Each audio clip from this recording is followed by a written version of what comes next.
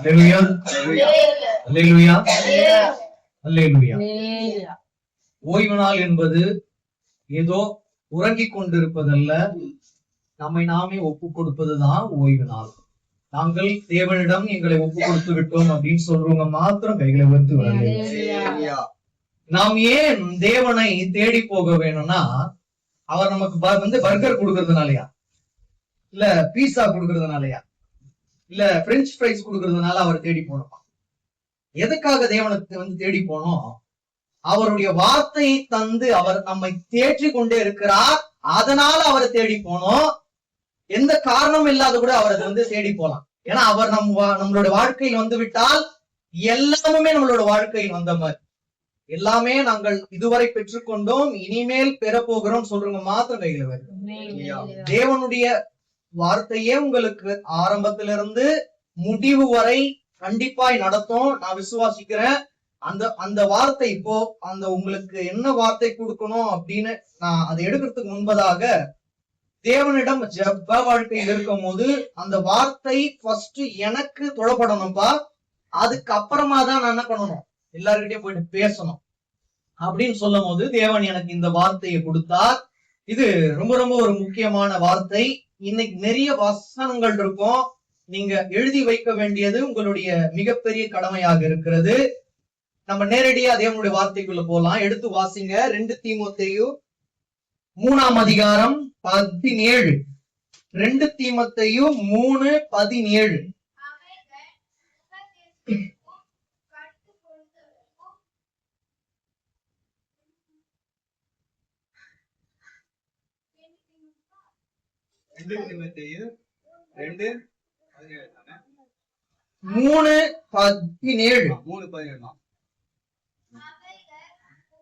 அவைகள் உபதேசத்துக்கும்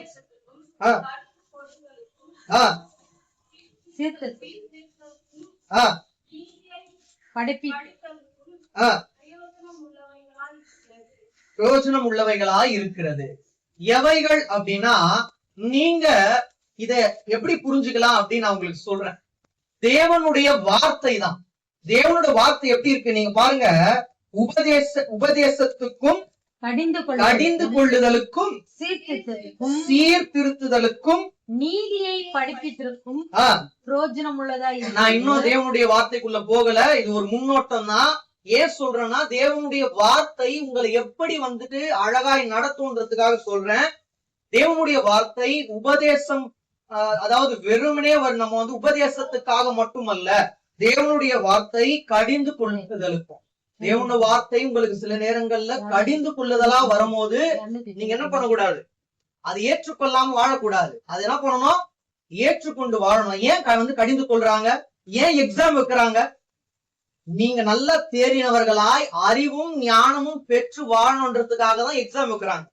அங்க எக்ஸாம் எழுத மாட்டோம், ஆனா ஸ்கூலுக்கு போயிட்டு படிக்கணும். நம்ம என்ன பண்ணலாம், ஸ்கூலுக்கு போயிட்டு கேட்கலாமா, நான் டிசியை கொடுத்துடுறோம்பா, நான் என்ன பண்றேன், டிசியை கொடுத்துடுறோமா, தயவு செஞ்சு போயிட்டு வா அப்படின்னு சொல்லி நம்ம நல்லா பண்ணுவாங்க, அமுச்சு விட்டுடுவாங்க. ஆனா நான் எக்ஸாம் எழுத தயார், ஏன்னா எனக்கு ஒண்ணு தெரியும், எக்ஸாமை உண்டு பண்ணினவர் என்னை பாஸ் பண்ணவும் வைப்பார்.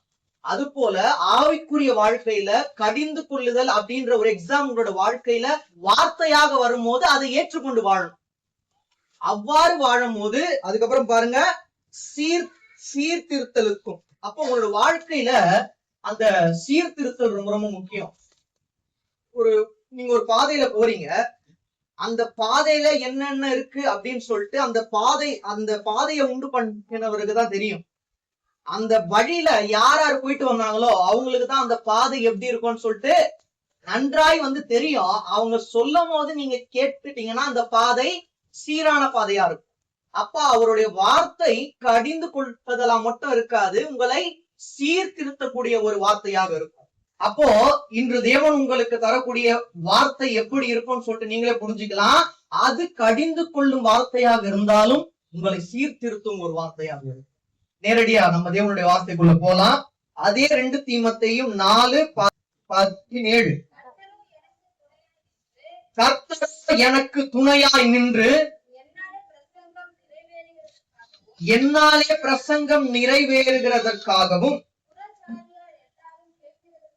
கேட்கிறதற்காகவும் என்னை பலப்படுத்தினார்.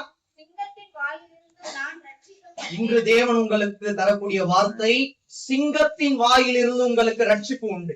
அது எப்போ வரும்?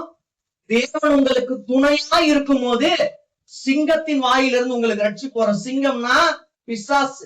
பிசாசோட வாயிலிருந்து நமக்கு ஒரு பெரிய ஒரு ரட்சிப்பை தர தேவன் வல்லவராய் இருக்கிறார். விசுவாசிக்கிற மாத்திரம் வந்து கைகளை உயர்த்து ஒரு அல்லேலூயா சொல்லலாம். இத பாருங்க, கர்த்தர் எனக்கு துணையாக நின்று, அவர் என்ன பண்றாரு? துணையாக நிற்கிறார். அவர் துணையாக நின்றாதான் சிங்கத்தின் வாயிலிருந்து உங்களுக்கு என்ன வரும்? நான் ரட்சிப்பு வரும். உங்களுக்கு எடுத்துக்காட்டா சொல்லணும் அப்படின்னா, ஒரு வலுவான சிங்கம் இருக்கு. அதை ஜெயிக்கணும் அப்படின்னா மானால முடியுமா? அதை விட வலுவான ஒரு சிங்கம் இருந்தாதான் முடியும். பிசாசு சிங்கம் தான், ஆனா ஆண்டவராகிய இயேசு கிறிஸ்து வலுவான சிங்கம். அந்த வலுவான சிங்கம் உங்களுக்கு துணையா நின்றாதான் சிங்கத்தின் வாயிலிருந்து என்ன உங்களுக்கு ரட்சிப்பு இருக்கு. அதனால விசுவாசத்தோட இருங்க. அந்த வலுவான சிங்கம் பிசாசு என்னும் சிங்கத்துக்கிட்ட இருந்து உங்களை தப்புவிக்க வல்லவராய் இருக்கிறார். இத பாருங்க, என்னாலே பிரசங்கம் நிறைவேறுகிறதற்காகவும் புறஜாதியார் எல்லாரும் கேட்கிறதற்காகவும் நான் விசுவாசிக்கிறேன். இந்த வார்த்தை நிறைவேறும் வார்த்தையாக இருக்கும். ஒன்று, நீங்க அதை கேக்குறீங்க, கேட்டுட்டு என்ன பண்ணக்கூடாது? அப்படியே விட்டு விடக்கூடாது. ஒண்ணு கேட்கணும், எனக்கு துணையா நீங்க நில்லுங்கப்பா. துணையா நீங்க நின்னா சிங்கம் தான், ஆனா வலுவான சிங்கம் என் கூட இருக்கு. அதனால அந்த சிங்கத்தின் வாயிலிருந்து என்ன பண்ணுவீங்க? நீங்க மீட்டெடுப்பீங்க. அதுல இருந்து என்ன ரட்சிக்க வல்லவரா இருப்பீங்கன்னு சொல்லிட்டு நீங்க என்ன பண்ணுவீங்க? விசுவாசத்தோட இருப்பீங்க. இப்ப நம்ம என்ன பண்ண போறோம் அப்படின்னா, தேவனுடைய வார்த்தை சிங்கத்தின் வாயிலிருந்து உங்களுக்கு ரட்சிப்பு.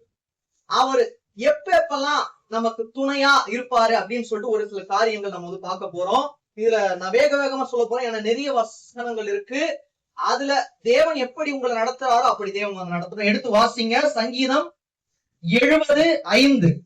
சங்கீதம் 70:5. நீங்க எக்ஸ்பிரஸ் ட்ரெயின் மாதிரி போக கூடாது. நிறுத்தி நிதானமா வந்து வாசிக்கணும். நானும் சிறுமையும் எளிமையுமானவன் தேவனே என்னிடத்தில் தீவிரமாய் வாரும். நான் சொல்ல கடகடன்னு எழுதிக்கீங்க. அதனால டாக்டர் எழுதுற மாதிரி கையெழுத்து அப்படி கிரிக்கிட கூடாது. போட்டு ஒரே அண்ணா எழுதி சொன்னாரு எழுதிடலாம், ஐயா எழுதி சொன்னாரு எழுதிடலாம்னு சொல்லிட்டு எழுதக்கூடாது. நிறுத்தி நிதானமா, நானும் பொறுமையா எவ்வளவு சொல்ல முடியுமோ பொறுமையா சொல்றேன். அது எக்ஸ்பிரஸ் ட்ரெயின் ஸ்பீடா போகுதுன்றதுக்காக நம்ம போனா வந்து மோதிப்போம். எந்த இடத்துல பொறுமையா போகணுமோ அந்த இடத்துல போகணும், எந்த இடத்துல வேகமா வந்து போகணுமோ அங்க போகணும். நம்ம எப்படின்னா பொறுமையாவே ஆயிடுவோம். அப்படி இல்லை, எங்க பொறுமையோ அங்க பொறுமை, எங்க மீடியமோ அங்க மீடியம், எங்க ஸ்பீடோ அங்க ஸ்பீடு. நான் சொல்றேன், நல்லா நீங்க வந்து பாருங்க, மறுபடியும் வாசிங்க. நானும் சிறுமையும் எளிமையுமானவன் தேவனே என்னிடத்தில் தீவிரமாய் வாரும். நீரே என் துணையும் என்னை விடுவிக்கிறமானவர். அப்போ நான் சிறுமையும் எளிமையுமானவன் அப்படின்ற எண்ணம் உங்களுக்கு எப்ப வருதோ அப்பதான் தேவன் உங்களுக்கு துணையா இருப்பார். ஃபர்ஸ்ட் விஷயம், நான் சிறுமையும் எளிமையுமானவன் அப்படின்ற எண்ணம் நமக்கு வரணும். அவ்வாறு வரும்போது அவர் நமக்கு துணையா இருந்து சிங்கத்தின் வாயிலிருந்து நம்மை விடுவிக்க தேவன் வல்லவராய் இருக்கிறார். சங்கீதம் 33:20. ஏன்னா நிறைய விஷயங்கள் இருக்கு. சங்கீதம் 33:20. அவன் ஜீவன் அப்பத்தையும் அவன் ஆத்துமா ருசிகரமான 33:20 தானே? நம்முடைய ஆத்துமா கர்த்தருக்கு காத்திருக்கிறது. அவரே நமக்கு துணையும் நமக்கு கேடகமானவர். அப்போ இரண்டாவது, உங்களுடைய ஆத்துமா தேவனுக்காக காத்திருப்பது ரொம்ப ரொம்ப முக்கியமானது. ஃபர்ஸ்ட் என்ன சொன்ன? நான் சிறுமையும் எளிமையுமானவன் அப்படின்ற எண்ணம் வரும்போது தேவன் உங்களுக்கு துணையா இருப்பார். இரண்டாவது, இங்க பார்த்தோம், ஆத்துமா அவருக்காக காத்து கொண்டிருக்கும் போது அவர் நமக்கு துணையும் கேடகமா இருக்கு. அவர் துணையா மட்டும் இல்ல, எப்படி இருக்காரா? கேடகமா இருக்காரு. அப்படி அவர் கேடகமா இருக்கும் போது எந்த ஈட்டியோ எந்த ஒரு வாளும் நம்மை சேதப்படுத்தாது. அப்படின்னா ஆபத்து நேரிடாதபடிக்கு அவர் நமக்கு துணையும் கேடகமா இருக்கிறார். இன்னொன்னு கூட 46:1. சங்கீதம் 46:1. தேவன் நமக்கு அடைக்கலமும் ஆ.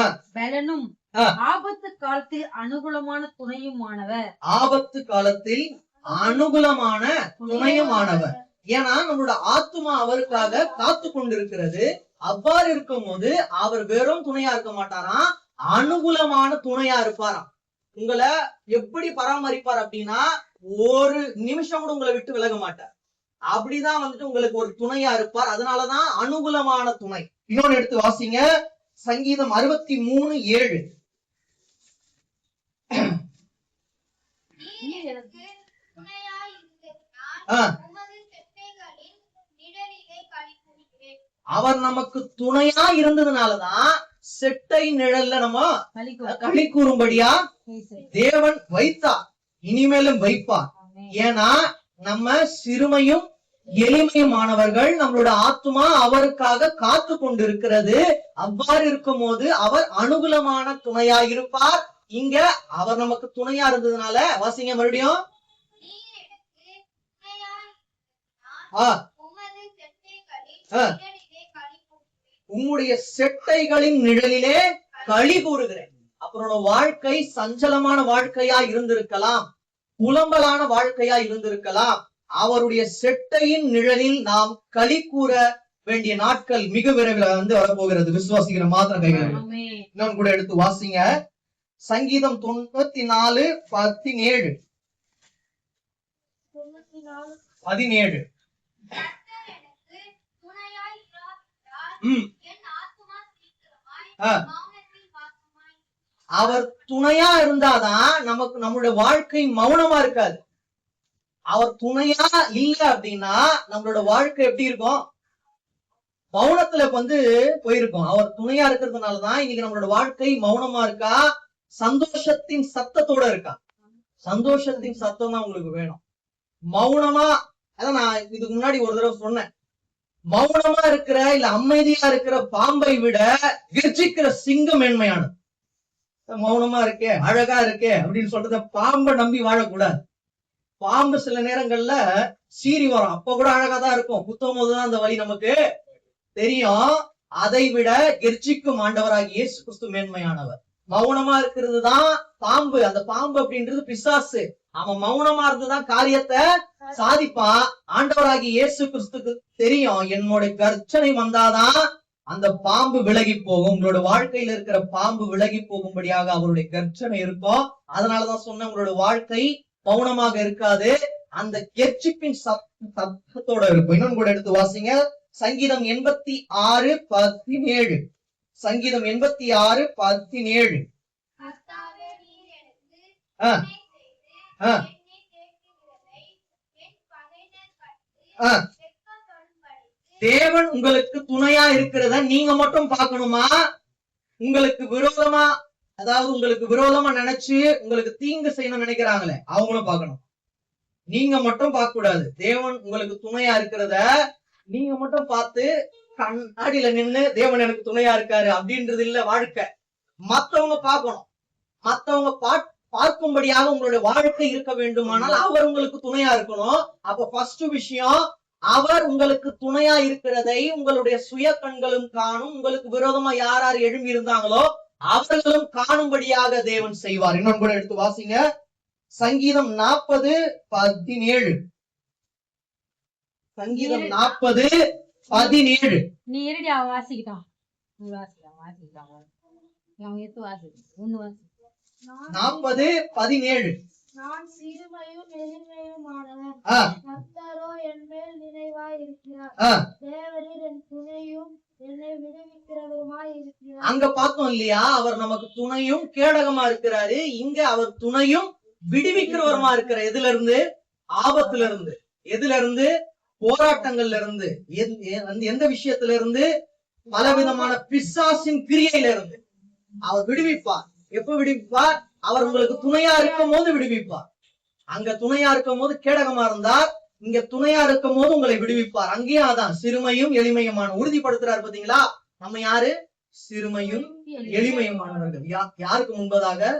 உலக மனுஷன் முன்பதாக அப்படி இருப்போம். ஆனா அவங்களதான் என்ன பண்ணுவார்? தேவன் தூக்குவார். அவர் நமக்கு துணையா இருப்பார். நம்மை தேவன் விடுவிப்பார். விசுவாசிக்கிற மாத்திரம் கையில. இன்னும் கூட எடுத்து வாசிக்கலாம், சங்கீதம் 146:5. சங்கீதம் 146:5. யாக்கோபின் தேவனை தன் துணையாக கொண்டிருந்து தன் தேவனாகிய கர்த்தர் மேல் நம்பிக்கையை வைக்கிறவன் பாக்கியவான். 2 விஷயம் சொன்னோம் இல்லையா ஆரம்பத்துல? நாம் சிறுமையும் எளிமையும் ஆனவர்கள் அப்படின்ற எண்ணம் வரும்போது அவர் நமக்கு துணையா இருப்பார்.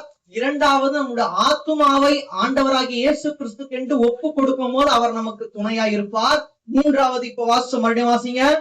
யாக்கோபின் தேவனை தன் துணையாக கொண்டிருந்து தன் தேவனாகிய மூணாவது எழுதிக்கங்க. யாக்கோபின் தேவனை நாம் துணையாக கொண்டிருந்து அவர் மேல் நம்பிக்கையா இருந்தால் அவர் நமக்கு துணையா இருப்பார். நான் இன்னும் பொறுமையா கூட சொல்றேன். யாக்கோபின் தேவனை நாம் பற்றி கொண்டு அவர், அதாவது யாக்கோபின் தேவன் மேல், அது இந்த வருட வாசிங்க. யாக்கோபின் தேவனை தன் துணையாக கொண்டிருந்து யாக்கோபின் தேவனை தன் துணையாக கொண்ட ஜனம் அவரை நம்பி இருக்கணும். அது ரொம்ப ரொம்ப முக்கியமானது. தன் தேவனாகிய கர்த்தர் மேல் நம்பிக்கையை வைக்கிறவன் பாக்கியவான். அப்ப யார் மேல இருக்கணும் நம்மளோட நம்பிக்கை? தேவனே. அவரை நம்ம துணையா ஏற்றுக்கொண்டு அவர் மேல் நம்பிக்கையா இருந்தால் அவர் நமக்கு துணையாக இருப்பார். விசுவாசிக்கணும் மாத்திரம் கைகள். இன்னும் கூட எடுத்து வந்து வாசிங்க. சங்கீதம் 115:9, 10, 11. 115:9 முதல்.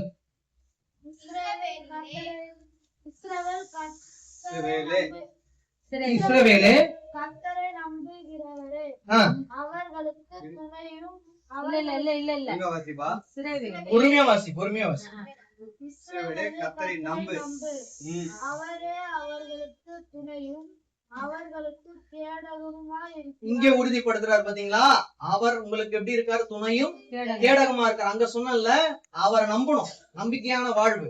இங்கேயும் அதான், இஸ்ரவேலே அவரை நம்பு, அவரை நம்பி வாழ்ந்தால் அவரே உங்களுக்கு துணையும் கேடகமா இருக்கிறார். 10 வாசிங்க அதுலயே. ஆரோன் குடும்பத்தாரே கர்த்தரை நம்புங்கள் அவரே அவர்களுக்கு துணையும் அவர்களுக்கு கேடகமுமாய் மறுபடியும் இருக்கிறார். அவரை நம்புங்கள். நம்ம யாரு? ஆரோனின் குடும்பத்தாரே அவரை நம்புங்கள், அவர் தான் நமக்கு துணையும். மறுபடியும் அதான் சொல்றாரு. அடுத்த வசனம் வாசிங்க. கர்த்தருக்கு பயப்படுகிறவர்களே கர்த்தரை நம்புங்கள் அவரே அவர்களுக்கு துணையும். இப்போ நீங்க அங்க வந்து எழுதியிருப்பீங்கல்ல, யாக்கோபின் தேவனை நாம் துணையாக கொண்டு அவரை நம்ப வேண்டும்னு ஒரு பிராக்கெட்ல எழுதிக்கோங்க. பயத்தோடு கூடிய நம்பிக்கை இருந்தால் அவர் நமக்கு துணையா இருப்பார். அங்க இருக்கு பாருங்க, மறுபடியும் வாசிங்க. கர்த்தருக்கு பயப்படுகிறவர் இருக்கா? கர்த்தருக்கு பயப்படுகிறவர்களே கர்த்தரை நம்புங்கள். நீங்க நம்பிக்கை வைத்து பயப்படுங்கன்னு இல்ல, அவரை நீங்க அதாவது ஆண்டவராகிய இயேசு கிறிஸ்துவின் மேல் நீங்க பயந்து இருந்தீங்கன்னா அவர் மேல் நம்பிக்கையா இருப்பீங்க. கர்த்தருக்கு பயப்படுகிறவர்களே அவரை நம்புங்கள். வாசிங்க.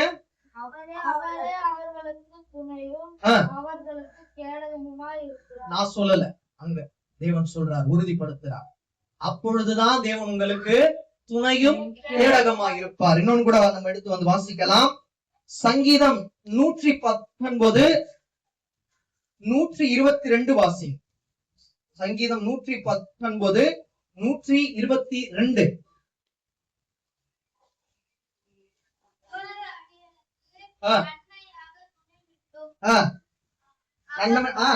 நன்மையாக. அப்போ அவர் எப்படி உங்களுக்கு துணையா இருப்பாரா? தீமையாக துணை நின்று இருக்கு, நன்மையாக துணை நில்லும். அப்போ அவர் உங்களுடைய வாழ்க்கையில் துணையாக இருந்தால் நன்மையும் உங்களை வந்து சேரும்படியாக தேவன் செய்வார். அது எப்பொழுது? அவர் தீமையாக உங்களுக்கு துணையாக இருக்கக்கூடாது. அப்படி இருந்தார்னா பிரச்சனைக்கு மேல பிரச்சனைய அவர் என்ன பண்ணுவாரு? உங்களுக்கு சில நேரங்கள்ல ஒரு விசுவாசத்தின் பரீட்சையா கொடுத்துட்டே இருப்பாரு. அவர் நன்மையான துணையா இருக்கும் போது நித்திய காலமா சிங்கத்தின் வாயிலிருந்து நம்மை ரட்சிக்க தேவன் வல்லவரா இருக்கிறார். அதாவது நீங்க எழுதிக்கும் போது நல்லா எழுதிக்குங்க. அவர் நமக்கு, எங்களுக்கு நன்மையான துணையா இருக்க வேண்டும். அது ரொம்ப ரொம்ப முக்கியமானது. இன்னொன்னு கூட எடுத்து அதே நீங்க 119ல 173 நான் உன்னுடைய கட்டளைகளை தெரிந்து கொண்டபடியால் உமது கரம் எனக்கு துணையாய் இருக்கலாம். அப்போ அவருடைய கட்டளைகளை நாம் தெரிந்து கொள்ளணும். வாசிக்க கூடாது. புரிந்து கொள்வது வேற, தெரிந்து கொள்வது வேற. நான் உன்னை புரிஞ்சு வச்சிருக்கேன் அப்படின்றது வேற, நான் உன்னை தெரிஞ்சு வச்சிருக்கேன்றது வேற. அவர் நம்மை புரிந்தும் வைத்திருக்கிறார், நம்மை தெரிந்தும் வைத்திருக்கிறார். இது முக்கியமானது. அவருடைய கட்டளைகளை நாம் தெரிந்து வைத்திருக்க வேண்டும். அப்பொழுது அவருடைய கரம் நமக்கு துணையாக இருக்கும். வாசிங்க மறுபடியும். நான் உம்முடைய கட்டளைகளை தெரிந்து கொண்டபடியால். யாரோட கட்டளைகளை? தேவனுடைய கட்டளைகளை நான் தெரிந்து கொண்டபடியால் உம்முடைய கரம் எனக்கு துணையா இருப்பது. இப்படிதான் இருக்கணும் உங்களுடைய ஜெபம். உங்களுடைய ஜெபம் இனிமேட்டு வித்தியாசமா இருக்கணும். எப்படி கேட்கணும்? அப்பா, உம்முடைய கட்டளைகளை நான் தெரிந்து கொள்ளும்படியாக எனக்கு ஒரு இருதயத்தை கொடுங்க. அதுக்கப்புறமா உங்களுடைய கட்டளைகளை நான் தெரிந்து கொண்டேன், அதனால் உம்முடைய கரம் எனக்கு துணையா இருப்பதாக அப்படின்னு நீங்க கேட்கும் போது அந்த நன்மையான தேவன் உங்களுக்கு ஒரு நன்மையான துணையாகவே இருப்பார். விசுவாசிக்கிற மாத்திர கைகளை வேறு. இதுல இன்னும் ஒரு முக்கியமான ஒரு சில காரியங்கள் மட்டும் நம்ம வாசிட்டு முடிக்க போறோம். இப்ப ஏசாயா எடுத்துக்கோங்க. ஏசாயா 41:13-14. ஏசாயா 41:13-14.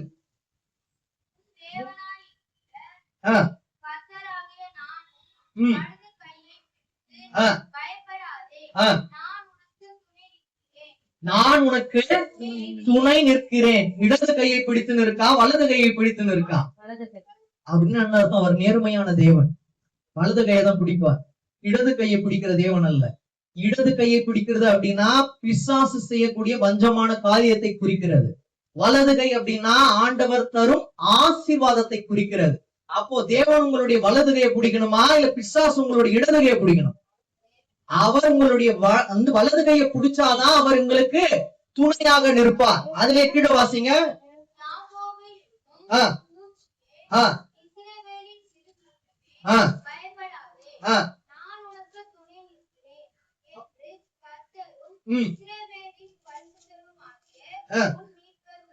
யாரு? ஊழியக்காரங்க சொல்லல, அவர் மீட்பர் உரைக்கிறார். நான் உனக்கு துணையாக நிற்பேன். எப்போ?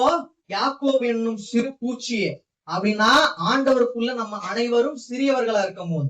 ஒரு வித்தியாசமா சொல்லணும் அப்படின்னா நம்ம சிறு பூச்சி தான், ஆனா அவருடைய பேச்சு நம்மளோட வாயில் இருக்கும் போது நம்மளோட மூச்சை அவர் பாதுகாத்து கொள்வார். இதை நீங்க ஞாபகம் வச்சுக்கோங்க. ஏதோ சும்மா சொல்லணும், கோர்வையா உங்களுக்கு சொல்லணும்னு இல்ல. நாம் யாக்கோபு என்னும் சிறு பூச்சி தான், ஆனால் அவருடைய ஆவிக்குரிய பேச்சை நமக்கு தந்ததினால் இன்று வரை மூச்சு நிற்காமல் இருக்கிறது. இறுதி வரை நம்முடைய மூச்சை பாதுகாத்து அவரே நமக்கு துணையாக நிற்பார். இதை நான் உரைக்கவில்லை, அந்த ஆண்டவராகிய இயேசு கிறிஸ்து என்னும் பரிசுத்தர் உரைக்கிறார். இது கண்டிப்பாக உங்களுடைய வாழ்க்கையில் நடந்தே தீரும். இன்னொரு எடுத்து வாசிங்க. ஏசாயா 44:2. ஏசாயா 44:2.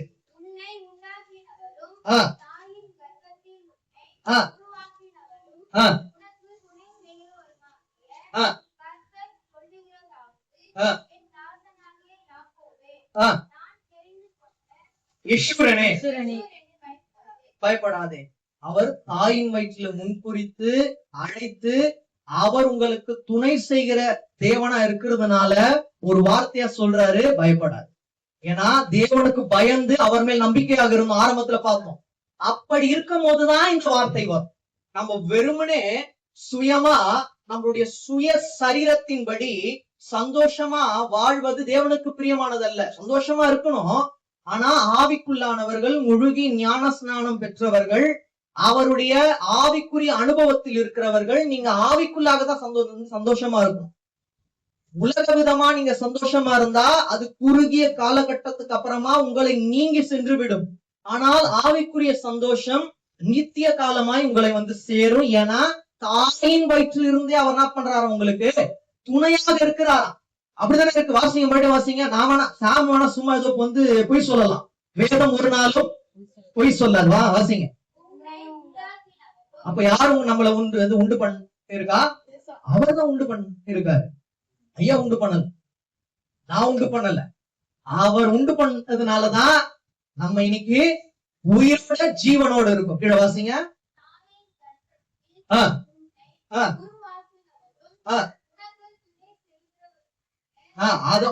அந்த வார்த்தை தான் முக்கியமான வார்த்தை. தாயின் கர்ப்பத்திலிருந்து அவர் என்ன பண்ணார்? நம்மளை காப்பாத்தி நமக்கு துணை செய்கிறவருமாகிய யார் சொல்றா? இது கர்த்தர் சொல்லுகிறதாவது, என் தாசனாகிய யாக்கோபே, யெஷூரனே.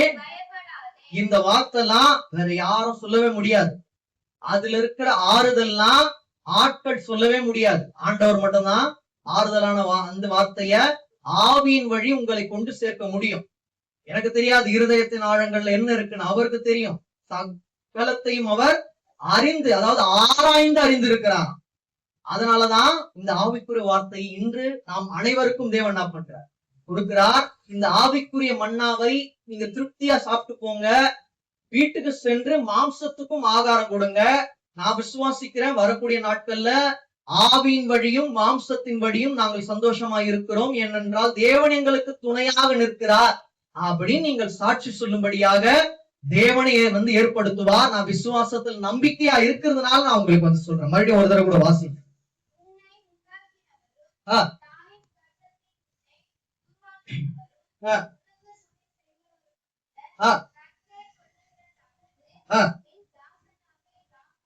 யாக்கோபே,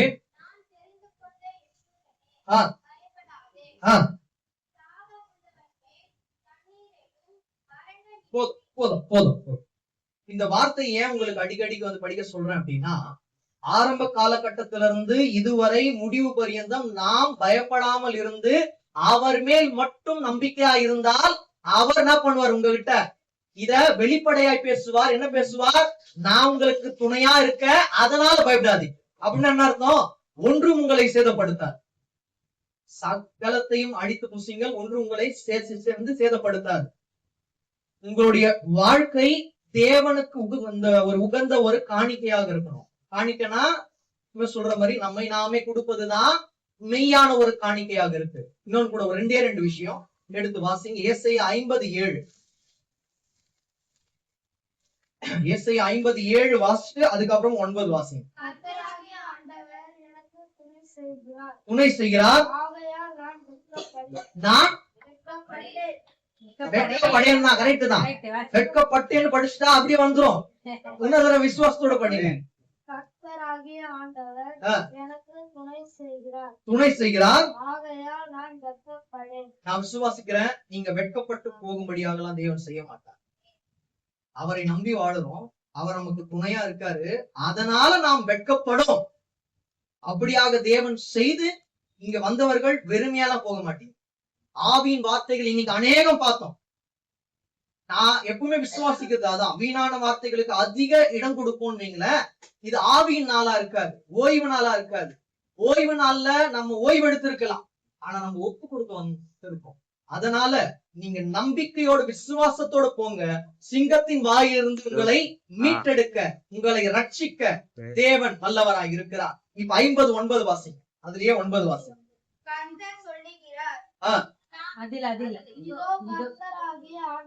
இதோ கர்த்தராகிய ஆண்டவர் எனக்கு துணை செய்கிறார், என்னை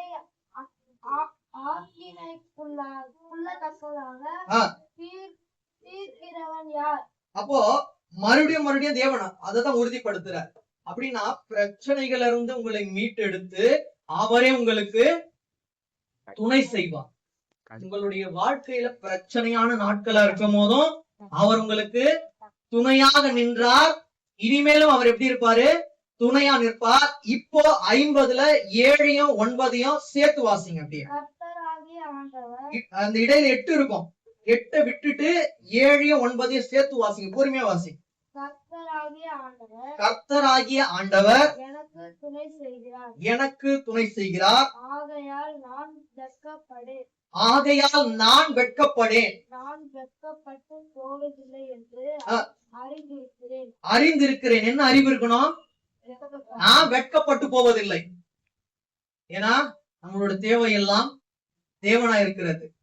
தேவைக்காக தேவனை தேடி போறதை விட அவரை தேவையா நம்ம ஏத்துக்கணும். அதனாலதான் தேவைக்காய் தேவனை தேடி போகாதே, நம் தேவையே தேவன் தான் தேட மறக்காதே. எவ்வளவு பெரிய ஒரு வாழ்க்கை தத்துவத்தை 2 லைன்ல முடிச்சுட்டாங்க பாரு. தேவைக்காக தேவனை தேடி போவதை விட அந்த தேவையை ஏற்றுக்கொண்டு வாழும். அந்த தேவை வந்துவிட்டால் உலகத்தின் தேவையெல்லாம் நமக்கு கிடைத்து விடும். அப்ப என்ன தேவை இருக்கணும்? ஃப்ரிட்ஜ் வாங்குற தேவையா, இல்ல 60 அடி 60 இன்ச்சஸ் டிவி வாங்குறதா? அது கிடையாது நம்மளுடைய தேவையெல்லாம். இல்ல ஏதாவது காம்போ ஆஃபர் போட்டா அங்க போயிட்டு ஒரு பீஸா வாங்கினா 2 பீஸா ஃப்ரீ, இல்ல KFC-ல Thursday ஆனா ஆஃபர் போடுவாங்க, அதுவா? அது கிடையாது நம்மளுடைய தேவையெல்லாம். அந்த தேவை எப்ப திரும்ப முடிஞ்சிடும்? சாப்பிட்ட உடனே முடிஞ்சிடும். ஆனா இந்த உணவு என்றென்றுமே மாறாத உணவு. நம்மளுடைய கனவை நினைவாக்கும் உணவு அவர்கிட்ட இருக்கும் போது இந்த உணவு முக்கியம்தான். அதுக்காக சாப்பிடாம இருந்து ஒல்லி ஆயிட்டு சாம் பிரதர் தான் சொன்னாரு, அந்த உணவு எங்களுக்கு வேணாம், ஆவிக்குரிய உணவு வேணும்னு சொல்லிட்டு அதனால உபவாசம் இருக்கிறது கிடையாது. உபவாசம் என்பது தேவன் நம்மோடு இருப்பது, நாம் தேவனோடு இருப்பது, நாம் தேவனுடன் வாசம் பண்ணுவதுதான் உபவாசம். இத ஐயா உங்களுக்கு இருப்பாரு, நானும் சொல்லிவிட்டேன். ஆனாலும் அடுத்த வருடம் வந்துவிட்டால் நீங்கள் உபவாசத்துக்கு போவீர்கள் என்று எனக்கும் தெரியும், ஆவியானவருக்கும் தெரியும். அது போகட்டும். ஆனா இந்த வார்த்தை ரொம்ப முக்கியமானது. 9 வாசி. ஆதலால் என் முகத்தை கற்பாரில் போலாக்கினேன். அப்படின்னு என்ன அர்த்தம்?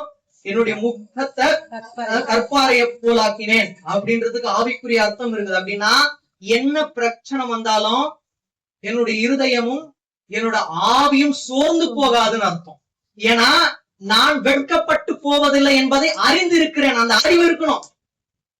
யோபுக்கு மட்டும் இல்ல, தேவன் என்னை எவ்வாறு நடத்துவார் என்ப அந்த ஒரு அறிவு என்கிட்ட இருக்கு அப்படின்ற நமக்கு என்ன அறிவு இருக்கணும்?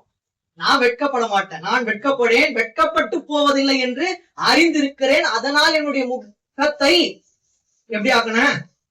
கற்பாறைன்னு என்ன அர்த்தம்? ஆண்டவராகிய இயேசு கிறிஸ்துவ குறிக்குது. கற்பாறை, கண்மலை அப்படின்றதெல்லாம் ஆண்டவராகிய இயேசு கிறிஸ்துவை குறிக்கிற ஒரு வார்த்தை சொற்கள். கவனமா வாசிக்கணும். என்னுடைய முகத்தை அவருடைய முகத்தை போல ஆக்கின. அதனால பிசாசே வந்தாலும் என்ன பார்த்து, எனக்குள்ள இருக்கிற தேவனை பார்த்து பயந்து ஓடும். இப்படி உங்களுடைய வாழ்க்கை இருக்குமே ஆனால் தேவன் என்ன பண்ணுவார்? உங்களுக்கு துணையாக இருப்பார். இப்ப இறுதியாக நீங்க 2 தீமோத்தேயு 4:17 வாசிங்க, முடிக்கலாம்.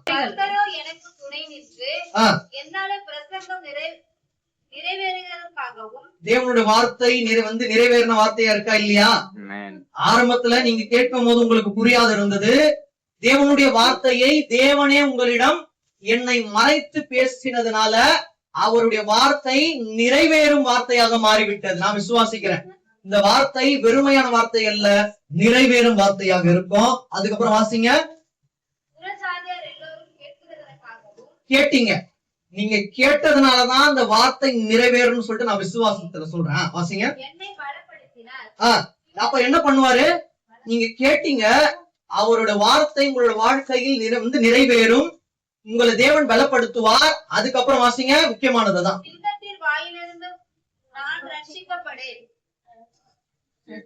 ரட்சிக்கப்பட்டேன். அப்போ ரொம்ப ரொம்ப முக்கியமானது. சிங்கத்தின் வாயிலிருந்து நீங்கள் ரட்சிக்கப்படுவதற்கு முன்பதாக அவருடைய வார்த்தையை கேளுங்கள். இதுதான் உங்களுக்கு இன்று முடிவுரை. நீங்கள் சிங்கத்தின் வாயிலிருந்து ரட்சிக்கப்பட வேண்டுமானால் அவருடைய வார்த்தையை கேட்க வேண்டும். அவருடைய வார்த்தையை கேட்டால் அவருடைய வார்த்தை உங்களுடைய வாழ்க்கையில் நிறைவேறும். இறுதியாக தேவன் உங்களை பலப்படுத்துவார். பலப்படுத்தி அந்த சிங்கத்துக்கு முன்பாக உங்களை நிறுத்தி அவனுக்கு முன்பாக உங்களுக்கு ஒரு பெரிய ரட்சிப்பை தேவன் தர வல்லவராயிருக்கிறார். அதனால வலுவான சிங்கம் உங்களுக்கு துணையா இருக்கும். அநேக காரியங்கள் பார்த்தோம். நான் சிறுமையும் எளிமையுமானவன். உங்களோட ஆத்துமாவை அவர் ஆண்டவராகிய இயேசு கிறிஸ்துகிட்ட நீங்க ஒப்பு கொடுத்துடணும். அவ்வாறு இருக்கும்போது தேவன் அததான் சொல்றாரு, உங்களுக்கு துணையா இருப்பேன், கேடகமா இருப்பேன், அனுகூலமான ஒரு துணையா இருப்பேன், நன்மையான துணையா இருப்பேன் அப்படின்னு வாக்கு மட்டும் கொடுக்கல. தாயின் வயிற்றில் இருக்கும் போது நான் எவ்வாறு உங்களுக்கு துணையா இருந்தேனோ அவ்வாறு இருப்பேன். எனக்கு பயந்து என்னை நம்பி இருக்கீங்க, அதனால பயப்படாதுன்னு சொல்றாரு. அவ்வாறு இருக்கும் போது நான் விசுவாசிக்கிறேன், இனிமேட்டு சிங்கத்தை பார்த்து பயந்து ஓடாது. சிங்கத்தின் வாயிலிருந்து உங்களையும் நம்மையும் தேவன் ரட்சிக்க வல்லவராயிருக்கிறார். கண்களை மூடலாம். அன்பின் பிதா.